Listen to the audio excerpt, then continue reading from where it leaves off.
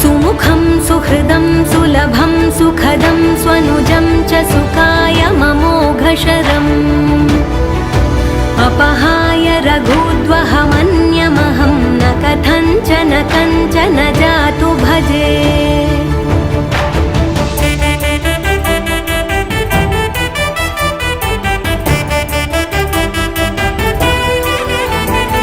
विना वेङ्कटेशं ननाथो ननाथः सदा वेङ्कटेशं स्मरामि स्मरामि